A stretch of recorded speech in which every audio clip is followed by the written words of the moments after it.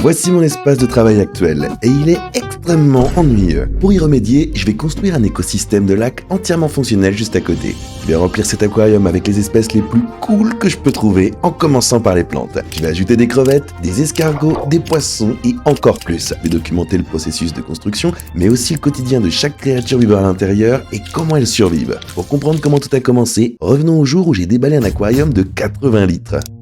À la base, je voulais le mettre sur mon bureau, mais comme ce bureau est en verre, il se serait très probablement brisé sous son poids. Et tout l'écosystème tomberait par terre et les poissons se répandraient dans ma chambre. Je ne veux pas ça. Donc à la place, j'ai déplacé une vieille commode dans un coin. Je sais que ça a l'air moche maintenant, mais donnez-moi juste une seconde. Cette nappe cache toutes les tâches et me permet d'être prêt à ajouter mon aquarium.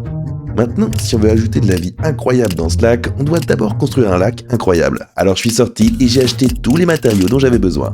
Et j'ai commencé par mélanger le substrat. Le substrat que j'utilise est un mélange de fluorite marron et de sable blanc sucré.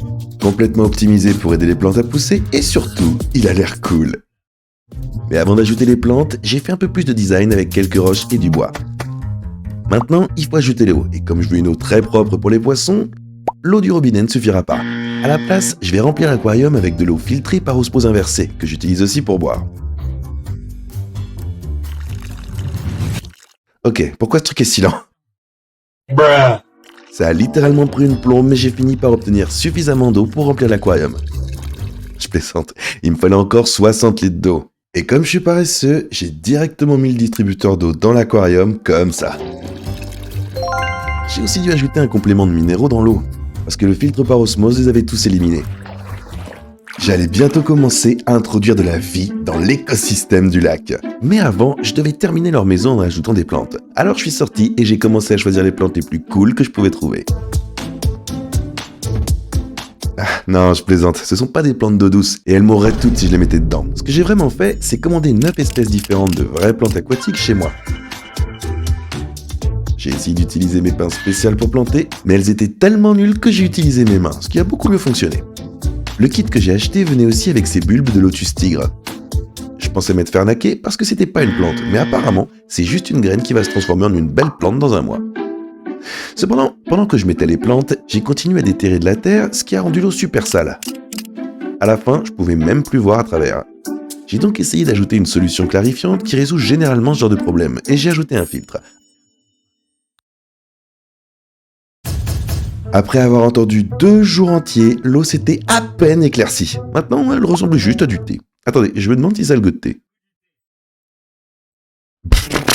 Non, pas du tout. Bref, j'ai fait des recherches pour comprendre pourquoi c'était comme ça.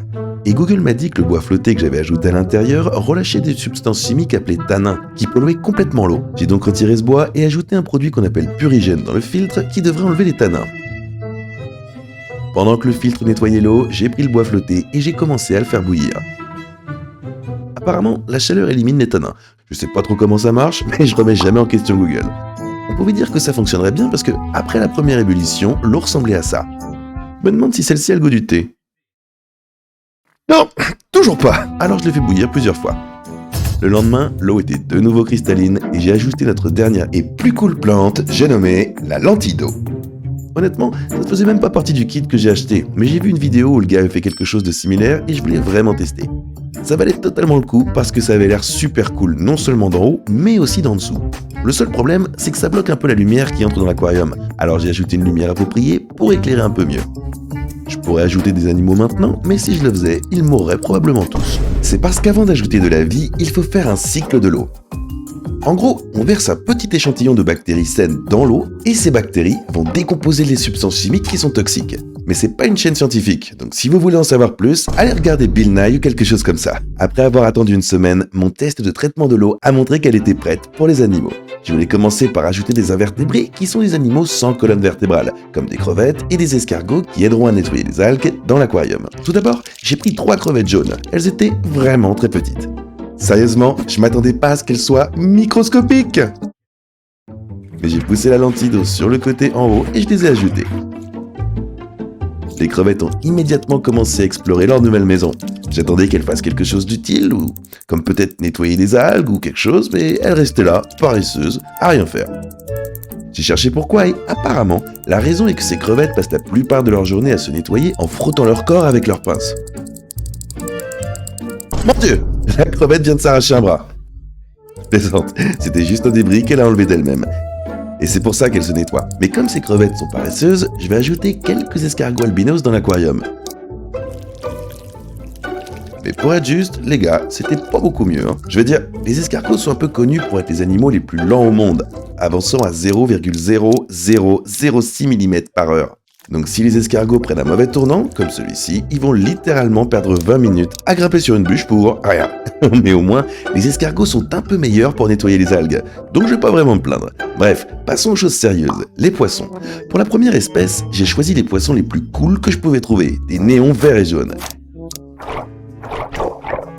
Google me dit que ces poissons viennent de la forêt amazonienne, mais honnêtement, j'y crois vraiment pas. Car s'ils venaient vraiment de là-bas, ils se feraient certainement manger par un alligator ou quelque chose. Quoi qu'il en soit, j'ai fait un bon choix en les prenant, car après les avoir ajoutés, on pouvait immédiatement voir à quel point ils ajoutaient de la couleur à notre écosystème. Ces néons sont des poissons de banc, ce qui signifie qu'ils aiment rester ensemble en groupe pour éviter les prédateurs dans la nature. Mais de loin, la meilleure chose sur ces poissons, c'est que la nuit, quand il n'y a pas de lumière, ils ont la capacité de briller dans le noir. C'est super cool parce que quand je dors, je peux regarder à ma gauche et voir des poissons lumineux qui donnent vie à tout l'écosystème. Mais comme ces tétras passent la plupart de leur temps dans la zone du milieu, à la surface du bac, je vais ajouter un poisson qui passe la majeure partie de son temps au fond du bac. J'ai donc pris des loches yo-yo. Les loches sont aussi des poissons grégaires. Alors j'en ai pris 3 et je les ai ajotés. Elles ont immédiatement descendu sur leur substrat parce qu'elles vivent au fond et ont commencé à explorer leur nouvelle maison. Elles étaient honnêtement meilleures pour nettoyer le lac que les invertébrés, et elles ont balayé tout l'écosystème en mangeant toute l'algue qu'elles trouvaient. Mais les deux meilleures choses à propos de ces loches, c'est que 1. Elles ont un yo-yo dans leur nom et j'aime les yo-yo. Et 2. Le motif noir et blanc les fait ressembler à un zèbre. Et j'aime aussi les zèbres. Maintenant, la seule chose qui manque à l'écosystème, c'est de la nourriture pour les poissons. Je pourrais simplement leur donner ces petits granulés, mais c'est mieux de leur offrir une plus grande variété de nourriture. Donc aujourd'hui, je vais leur donner des verres de sang nutritif. Je vais certainement pas toucher ces trucs parce qu'ils me dégoûtent. Alors maintenant, j'ai enfin une utilité pour mes pinces. Et dès que je les ai lâchés, les tétras ont foncé et les ont tous gobés. Mais de temps en temps, les néons tétras rataient un verre de sang qui tombait au fond, et alors les loches yo-yo pouvaient les manger. Leurs bouches sont tellement petites qu'elles doivent prendre de toutes petites bouchées des verres de sang pour les manger. Et toute la vie dans l'écosystème du lac, y compris les plantes, les crevettes, les escargots, les néons tétras et les loches yo-yo peuvent maintenant vivre ensemble dans mon écosystème de lac entièrement complété sur mon bureau. J'ai adoré faire cette vidéo. Donc si vous avez aimé, n'hésitez pas à vous abonner car j'ai beaucoup d'autres vidéos similaires qui arrivent. Cliquez sur la vidéo à l'écran pour voir les autres et merci d'avoir regardé.